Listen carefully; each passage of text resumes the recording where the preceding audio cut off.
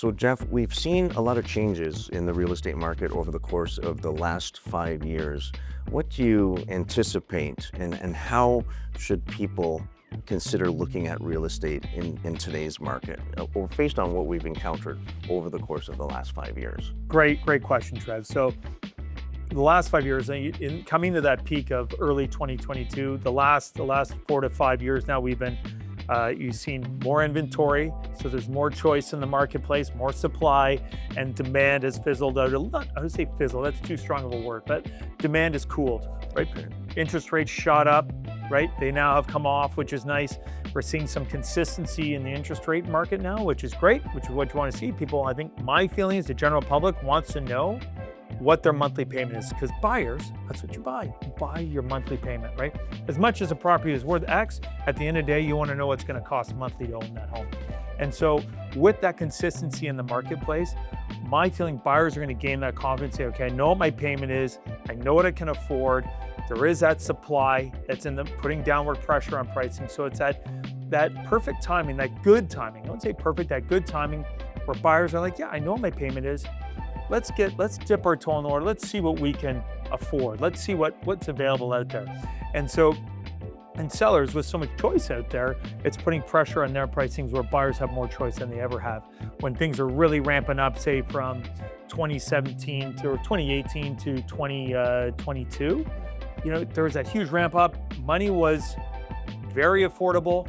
And so there was that huge run up. Supply was always kept very tight because the demand was so strong. But as soon as that demand trickled down, it takes time for sellers to have that mindset to use, I have to adjust my pricing if I'm going to sell my property.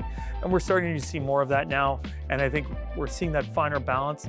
It's going to still take some time to hit that ground running. But right now I can tell you that we're starting to see more interest in the marketplace where buyers are now getting out there, educating themselves. You're seeing more traffic at open houses.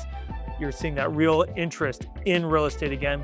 One major change we're going to see where we've seen the market shift, that investor pool, where in the condominium side, I think is really cooled off. You're starting to see maybe a little bit more of it on smaller units in the GTA and primarily downtown, where the market's starting to balance out, where the price you pay and the mortgage and the expense of owning that property is balancing versus the rent you're collecting. So you're not having to feed it.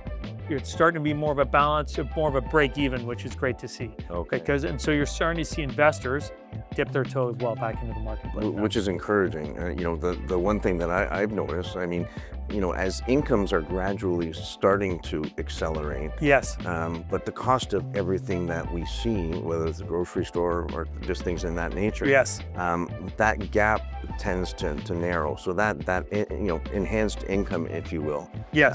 It kind of offsets. But so what do you think? If you're a seller, you're going to have to kind of come to terms that you might have to make some concessions to work with the buyers in today's market. So do you think the balance between the buyer and the seller, that gap will have to narrow? And then, of course, that will be essentially a pullback in values, but at the same time, it might stimulate the market? Absolutely. I think it's a brilliant point, Trevor. That gap has to shrink in order for the market to have that energy that it's had in the past. It may not have as much energy that it had before, where it would list and sell in a few days. It's still going to take some time just by the sheer supply that is available right now. But once that gap starts to narrow, it's kind of that tipping point where you see then buyers like, wow, this is good value. They understand, yes, this is making more sense now. I can get into the marketplace. And you're seeing that in a lot of communities outside of, maybe further outside of the core of the city, where sellers are like, yeah, I understand where price point is now. And so buyers are taking advantage. You're seeing multiple bids on properties in Durham region in particular, where you're seeing multiple bids on properties because sellers need to sell and inevitably people need a roof over their head. Yeah. And it's that when the timing feels right and price point and that carrying costs all start to align, that's when you see that real run up and that real energy back into real estate. Okay.